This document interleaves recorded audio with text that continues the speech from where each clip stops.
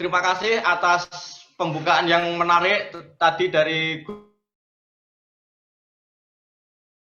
dan juga nanti saya harapkan juga dari para narasumber yang lainnya akan memberikan wawasan-wawasan baru tentang kebangsaan kita. Saya di sini akan menggarisbawahi apa yang akan jadi pokok pembahasan saya. Saya akan membatasi dalam konteks sosio-yuridis kenegaraan. Dari tadi ini belum ada yang menyinggung, saya akan menyinggung dari sosio-yuridis kenegaraan.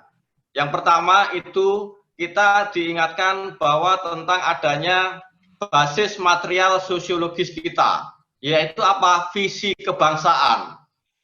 Visi kebangsaan kita itu sudah lahir sejak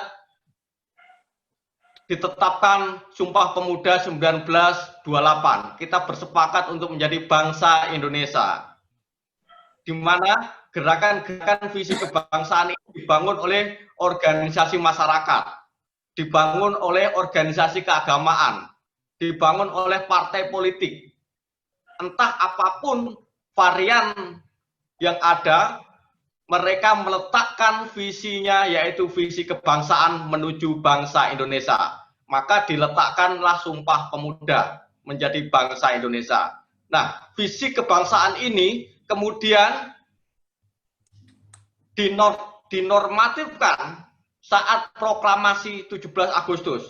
Makanya Bung Karno saat menyatakan kemerdekaan, kami bangsa Indonesia, dengan ini menyatakan kemerdekaannya.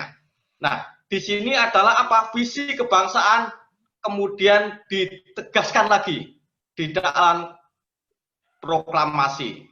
Satu hari kemudian, 18 Agustus 45, visi kebangsaan ini kemudian ditetapkan di dalam pembukaan Undang-Undang Dasar 1945.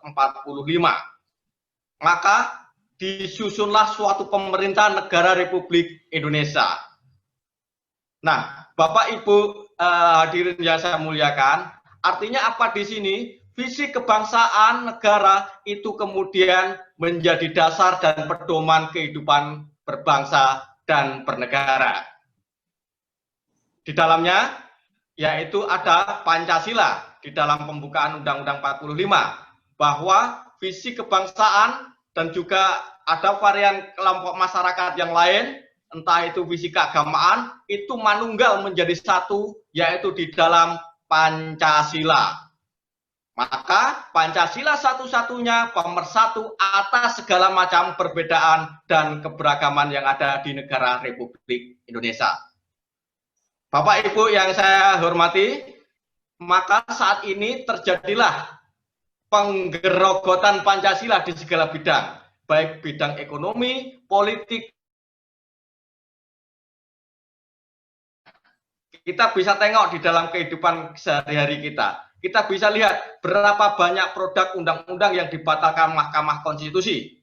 Pedoman Mahkamah Konstitusi itu adalah Undang-Undang Dasar 1945 dan di dalamnya ada Pancasilanya.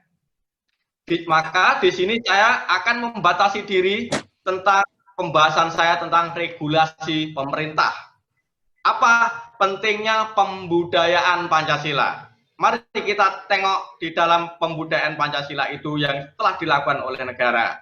Yang pertama, kita lihat di dalam Undang-Undang Sidiknas nomor 2 tahun 87. Di sana sebelum direvisi menjadi Undang-Undang Sidiknas nomor 20 tahun 2003, di sana ditetapkan pasal 39 ayat 2, isi kurikulum setiap jenis jalur pendidikan wajib memuat materi Pancasila, agama, dan kewarganegaraan. Nah, 3 mata pelajaran wajib ini yang di semua segala pendidikan. Bahasa Indonesia itu di dalam sub pasal selanjutnya. Artinya apa? Yang wajib itu adalah Pancasila, agama, dan kewarganegaraan. Itu di dalam Undang-Undang nomor 2 tahun 89. Kemudian Undang-Undang Sidiknas nomor 20 tahun 2003, pasal 37. Disinilah Pancasila sudah mulai hilang. Khususnya Kurikulum pendidikan dasar pasal 37 itu hanya memuat pendidikan agama, pendidikan warganegaraan, dan bahasa. Pancasilanya sudah mulai hilang. Akhirnya apa? Undang-undang sistem pendidikan nasional itu pecah, yaitu menjadi undang-undang, satunya lagi adalah Undang-Undang Pendidikan Tinggi tahun nomor 12 tahun 2012.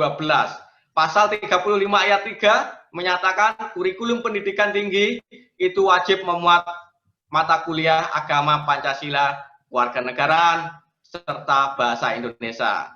Nah, Bapak Ibu sekalian, artinya kita melihat bagaimana penggerogotan Pancasila ini sudah mulai nampak di dalam sistem politik hukum yang ada di Indonesia.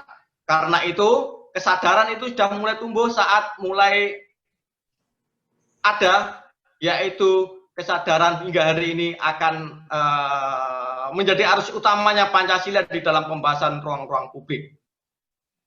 Nah, ini terlihat dari apa?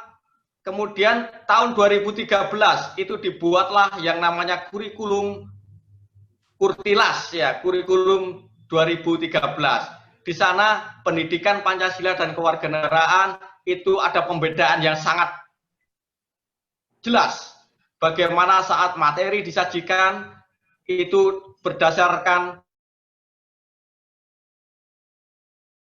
tetapi tidak hanya soal pengetahuan, tetapi ditunjukkan oleh aksi-aksi nyata selanjutnya dalam sikap keseharian.